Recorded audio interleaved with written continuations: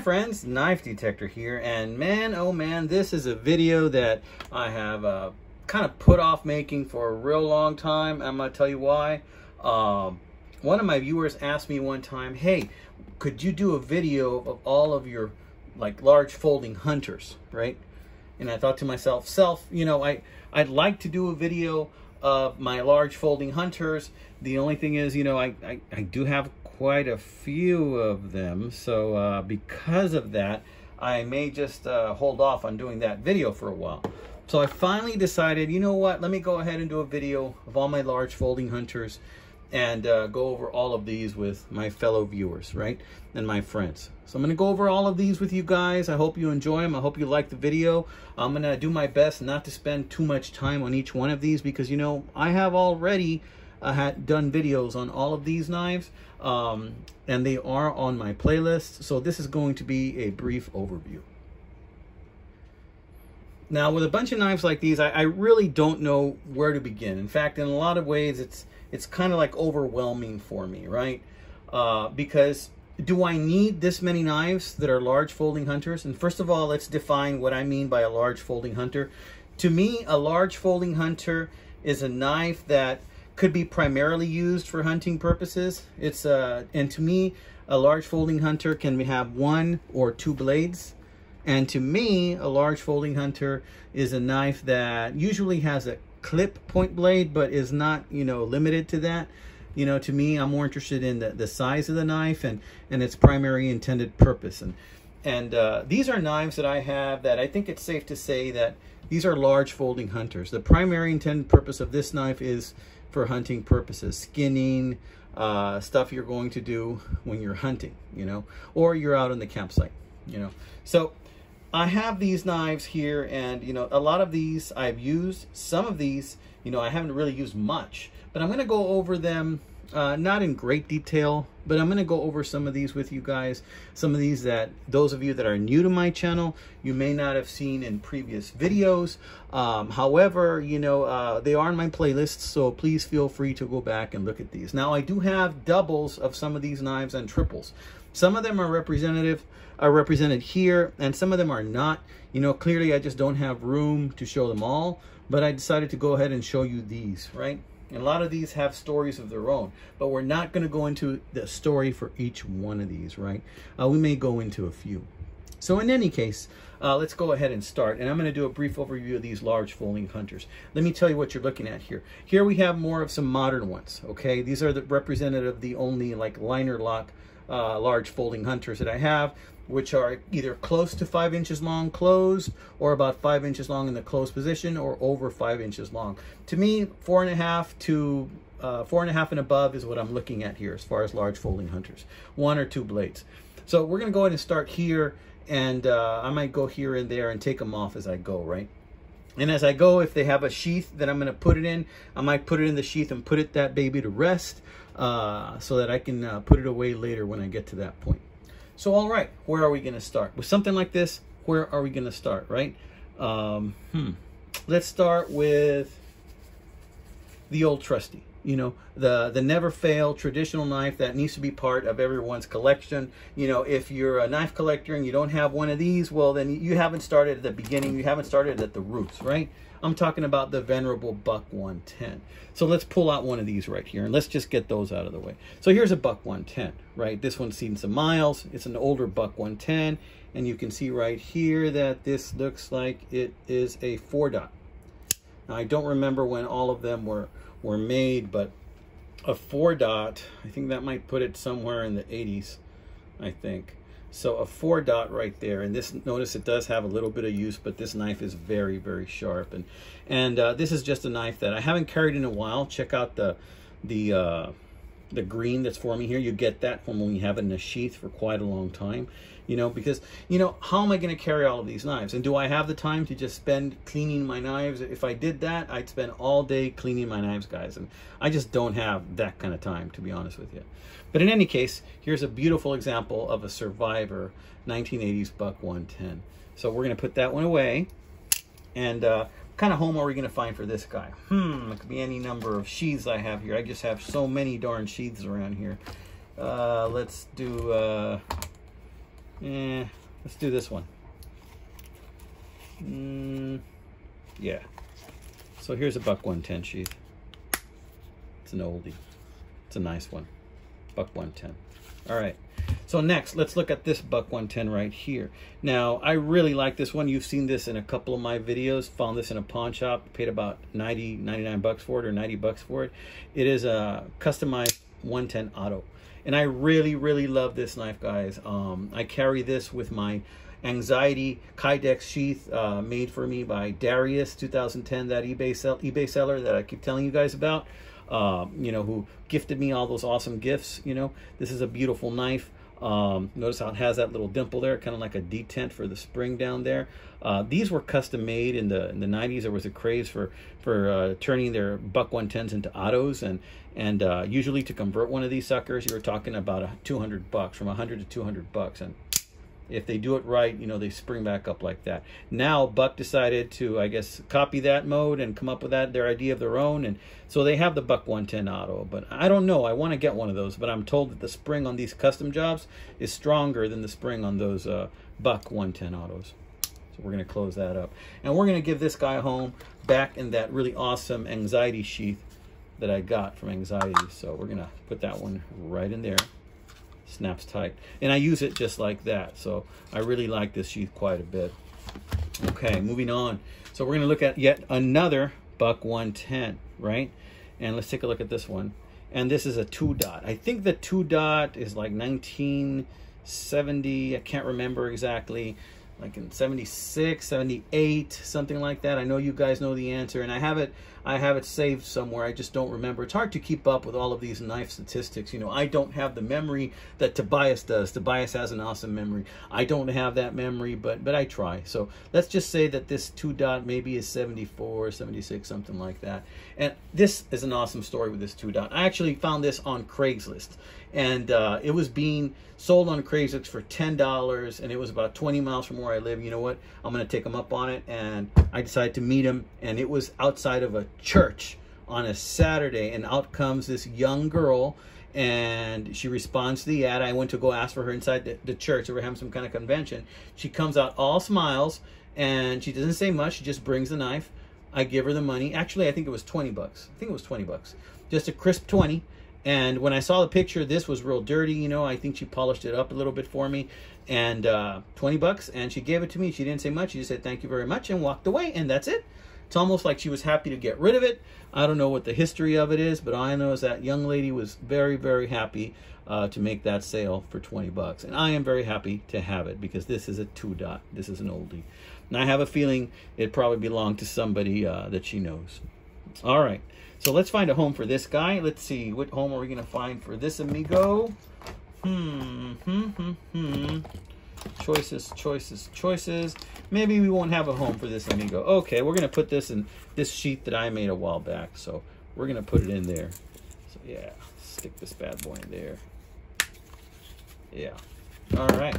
So now check this beautiful bad boy. We're just going with the bucks right now, apparently. Okay, so this is a titanium handle. This thing is light, guys. It is light, super light titanium. This is a gift, one of the gifts given to me by my wife that I never will sell.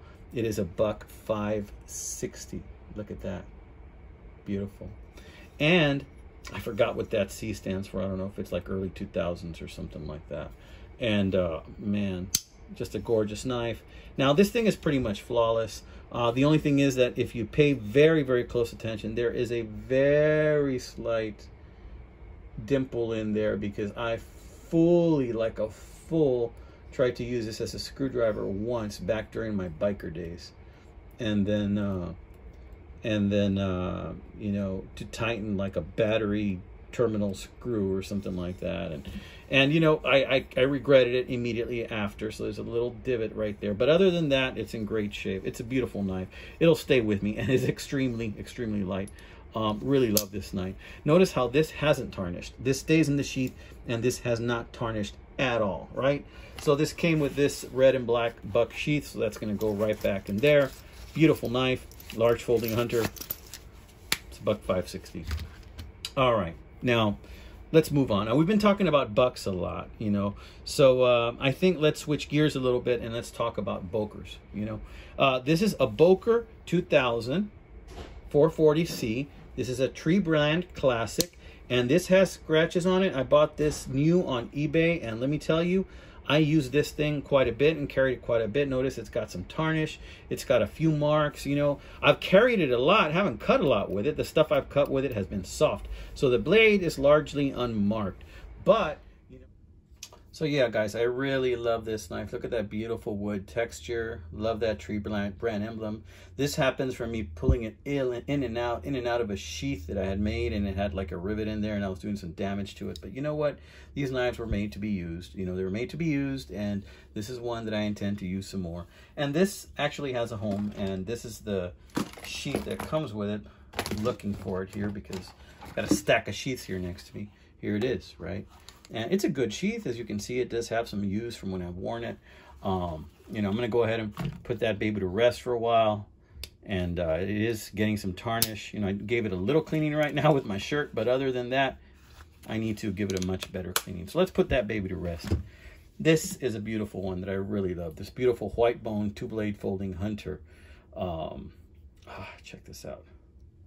Look at that. Tree brand. It's got that etch there. 2020. Boker 2020. Just a beautiful, beautiful knife. And this is a slip joint knife. And notice how this does have some tarnish right there on the blade, because I have used this thing. And you know, sometimes, you know, I pledge, you know, I'm just going to start using my knives, and I start using them, and then I don't clean them before I put them away. And so then they start to tarnish, right? So yeah, I didn't use that blade that much. That one's still pretty pristine. But yeah, I love this knife, you know. It's a slip joint knife. It's got beautiful lines on it. Beautiful white bone. Love this knife so much. And I got this knife because I gave my dad a similar knife, but in yellow. And I just felt like I needed to have one too. So it's just a gorgeous knife. And I keep this one in this Native American pouch. And I don't have the serrate knife that goes with it, but I like keeping this knife in this pouch. And that's how I carry it. So, all right, let's move it along. Those of you that remember my videos know that this was a grail knife of mine, okay? I just hesitated in buying this, not that it was so expensive, but just because, you know, it's from my childhood, and I figure once I get this knife, the excitement is then going to be over, and I'm not going to have something to hunt for, you know. But I'm still on the lookout for one of these beautiful knives because, you know, they're just great knives. It's a 25 OT. And this to me just represents, you know, what people had when I was young in the 1980s, you know, and what people had in their sheath and what they carried and what I thought was cool, you know. And I love that beautiful brown Delrin. It usually gets orange right here around the edges on that saw cut right there. And just looks real pretty to me. So I really dig these big 2-blade large folding hunters. And this one also has a home. I found the sheath separately on eBay and made that purchase. Look how old this sheath. It had this kind of rivets right there, which I like. So yeah, let's move along because truth be told, you know, I'm needed elsewhere. So I'm going to have to try and move this along a little bit. Okay, so here's another beautiful classic right here. This is a serrate 51 OT. Man, this is an excellent example. I think this is about 4.5 inches in a closed position. They didn't make too many of these. I think they only made these for a few years. And then they made them again. I think in the 1990s, they came out again with one. I think that might have been a China version. And then I have another version that's a China version also that came out. But, you know, to me, you know, nothing beats the original. You know, this is just a great knife. It's a little smoother around the edges. I don't know if that's because of age or just the way it was made, but to me, this has a little bit better quality. All right, so let's put this one to bed. And I got a special sheath for this one. This is not the original sheath that comes with it. This is for a serrate tool, but fits it just right. And if I want to carry it horizontally, this allows me to do that. So let's put that one to bed. Serrate Uncle Henry. This is another one that my beautiful wife bought me, you know, indulging my knife habit, you know. And she's the one that's calling me to come to bed right now, so I got to hurry up, you know. This is what's called a serrate LB8. You can't really see it, but it's a serrate LB8. And I don't give this one as much attention as I should. I pull it out every once in a while, but as you can see, the blade is largely unused. I do carry it every now and then, but that's about it. It's got this Delrin. It says Uncle Henry right there. Really like this knife. This also takes me back. So where is this one housed? Well, this one's housed in one of these Schrade sheaths right here. So we're going to put that one back in. And the thing is, I'm going to have to put all these knives away, guys, right now in a sec. That's another thing. But also, let's move on. You know, let's go ahead and go on to another one.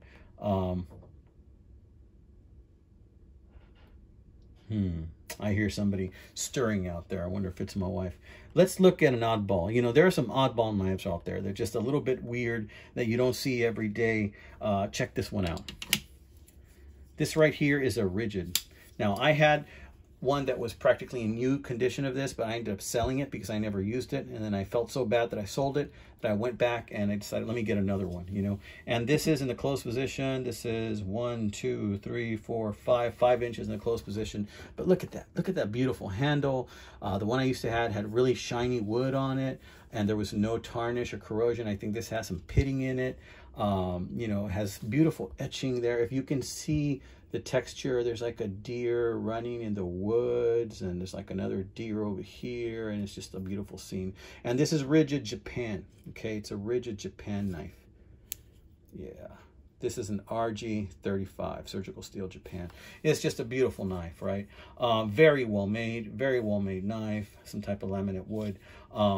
You know, this is something you do not see every day, but if you see one of these, snap it up because the quality is good and it's unique and you're never going to see another one.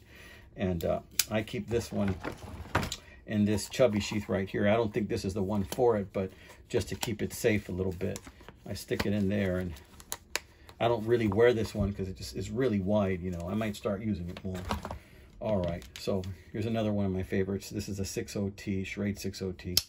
And this is an original one. Check out the patina on that. Now, I put a little lanyard here to help me pull it out. Now, you guys know this one from the video where I have the quick draw holster. So I have the quick draw holster for this one. So let's put that one in there.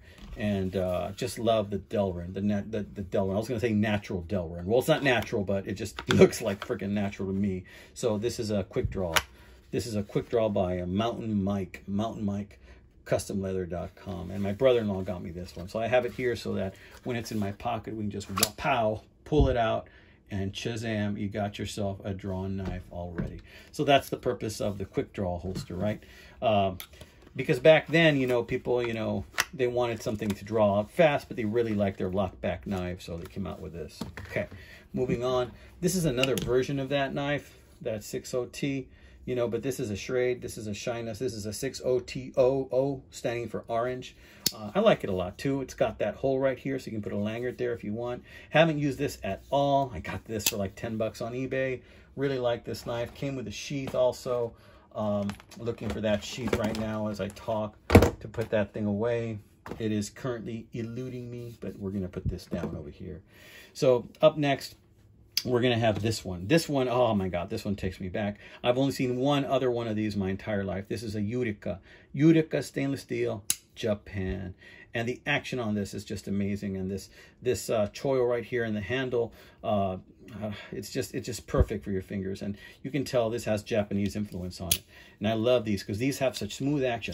I've only ever owned one of these in my life, and I let it go and I sold it and I regretted it.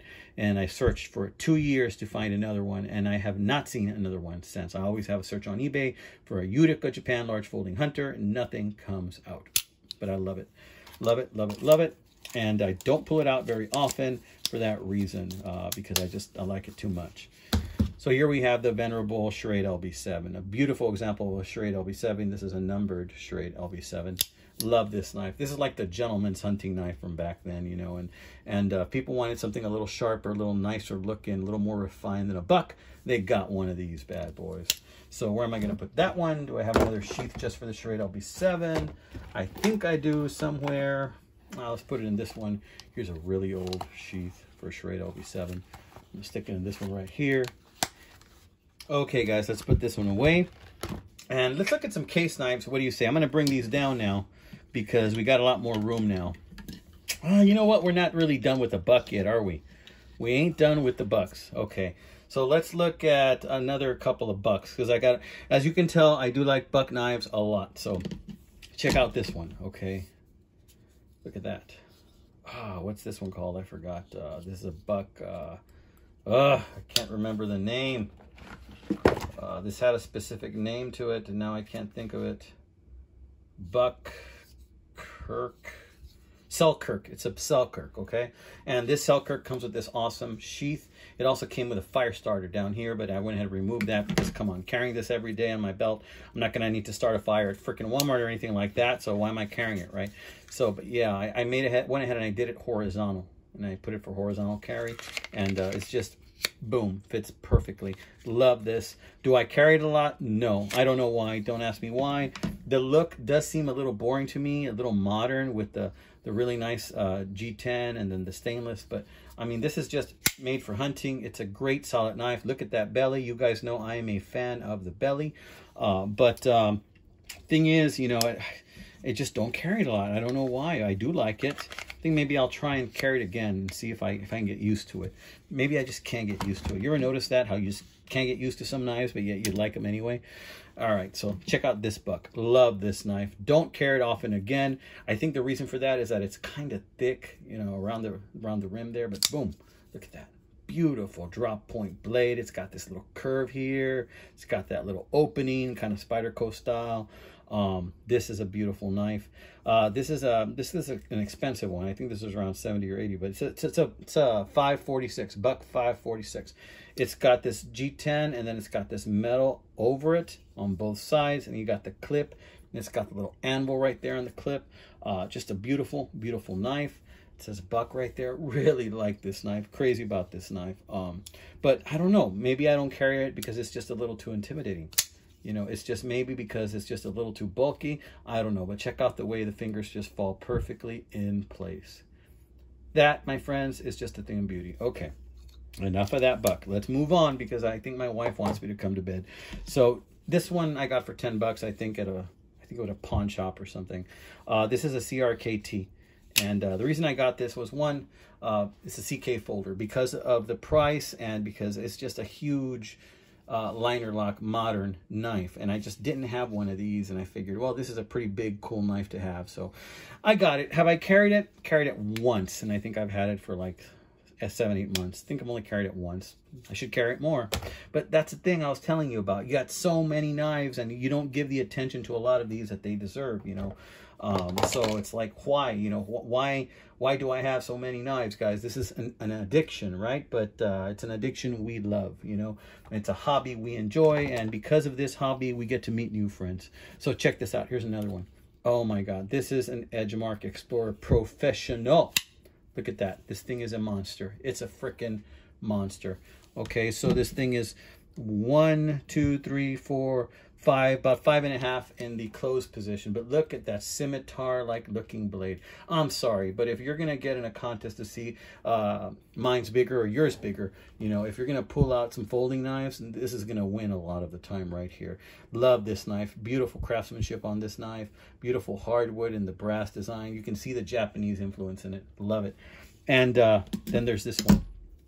Now, there was another one of these, I think, that this is an older one, Solingen steel, Pakistan knife, but this is Frost Cutlery. I forgot what this one's called, but it has some weird name. I don't know, like the T-Rex or something like that. It's got some weird name, but they sell this thing cheaply in SMKW, and I think it's like $16.99 or something like that. So if you want a big honking piece of metal, you know, that's going to win that pissing contest, then get yourself one of those, because look at that. I mean, these things are huge.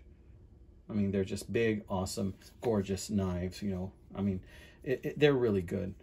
Check out the thickness of the steel, though. The one in the Japanese one is definitely thicker, FYI. Okay, so let's put these behemoths away, and let's... and I put this one, I have this big, thick Meyer Co. sheath, and I kind of just leave it in there to protect it a little bit. And that's where I leave it. You know, if I want to carry it, I can also carry it like that, horizontal, if I want to. All right. Oh, I forgot a buck. Oh my gosh, I can't see. This is what happens when you have too many bucks. You forget that you have knives, right? So I brought this one. I had it in the pile. I got to talk about this one. One of my favorites. Carried this a lot. You can see this is kind of smooth. The edges of the rubber edges are smoothing out a bit on this one. Love this. Had this for years. Look at that. It's It's got a lot of scratches there because I have used this thing, not for hunting, but for cutting other things. This is a buck 278. Love this buck 278. Put a little lanyard that's got a couple of miles on it, you know. Just a gorgeous, gorgeous knife. The action on this is incredible. And if you take off these rubber handles, well, it just looks pretty still. It still looks real pretty even without the rubber handles. But you might as well just keep the rubber handles because they're so ergonomic and they feel so good in the hand. Just bam, just like that. Loving it. And the thing about that knife is this awesome sheath. And notice that this sheath has a lot of miles. I put all those miles on it carrying this sheath because I love it so much. And I usually carry horizontal right there, or I can carry it vertical, but I love it. And it's just a heavy duty nylon sheath, not the cheap nylon, but the heavy duty. And I might leave this one out because I may just want to start carrying this one some more and give this one some more attention. Love it, love it, love it. All right. So again, this one is one of those that I don't carry much. Look at this patina and the way this is tarnishing. This is the case changer, guys. It's the case changer. And, you know, originally this did not come with the older sheath, but I went ahead and I sourced on eBay this really old sheath. And this has the different blades with it that go with it as well. Here's the saw. Here's like the fillet one. And here is the clip point blade right here. Right now I have the drop point blade because that's the one I like. And so I have that one on there, but let me show you how to change that out super quick. But I love this sheath. It's just an awesome sheath. Let's set this down here so you can get a look at that while I do this. So when you have it in this position and it's depressed, you pick it up and then you just put it here and slip it out like that. To put it back in, you depress this back in and you start edging this back in until boom, it's clicks and you're in, just like that. So I took this knife on my last couple of hunting trips and camping trips, I'm sorry, not hunting trips. I haven't been hunting since I went with my brother when I was like 13, 14 years old. But the last of my camping trips, I've been taking this one because of the saw and because of the fillet and all the useful tools.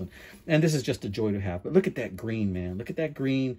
You got to put some WD-40. Got to oil that, you know, because this is just a beautiful knife. You know, I got to give it more attention. You know what I mean? When you have so many knives, it's hard to give them all the attention that they need to keep them clean, right? So let's keep along with the case. We're going to finish off strong, okay? So here's another case, and I got this one in in Bernie, Texas. This is a 2159. This is another big, honking, manly case knife. Huge knife, right? It's got this black type of plastic. I don't know if it's plastic or what this is, laminate, but it's got that choil right here. It's just, you can just really get a good grip on this monster knife, and I just love the shape of it, you know. Big, gorgeous knife. Carried it a few times. Don't have a case to carry that one. Check this out. Remember these? They used to sell these in the sporting goods department of Kmart. This is the big one. They used to sell these in a couple sizes. This is 1, 2, 3, 4, 5 inches in the closed position. I think is this stainless? Yeah, it's stainless Japan. Boom. Look at that right there. It's got wood, I think, and then it's got stainless steel. And you just don't see these anymore. These are a lockback. You see them on eBay, and they go pretty darn cheap, you know. People just don't like these. They don't like that they're boxy, I think, and that they're very square. They don't have smooth edges. But I tell you what, these work really well, and they take a really, really sharp edge, just like this one. It's mega sharp. I keep this one in this sheath right here that I made a long time ago for a big knife, just any big knife that just won't fit anywhere else. So I keep that one in here. All right, look at this one. This is a Groman. This is a Groman that my buddy Sean, my good friend Sean, gave me. A Groman from Pictou, Nova Scotia, Canada. Love this knife. It's got this beautiful micarta. It's a little bit dirty because I did carry it recently. I do use it every now and then. Thank you so much, Sean. You know, I love this knife. And what I love about this knife is that this knife reminds me of Sean and what a nice guy he is. But it also is so different from my other knives because of the shape of the blade. It's got that beautiful, like, fish type shape to it. Different from any of the other knives that I have. And to me, this is just a little piece of Canada. And it's light, too. And look at this feature. This goes in and out. In and out. Your lanyard hole. Made this little lanyard for it. Really love this. It's a lockback. Beautiful tolerances. I mean, just very, very well-made knife. Really, I was just blown away when Sean sent me this. So I'm going to finish off strong with this one. Guys, this has been a really long video. In fact, I don't even know if I'm going to be able to upload it all. So y'all take care, my friends. You have a wonderful, wonderful, blessed week. God bless.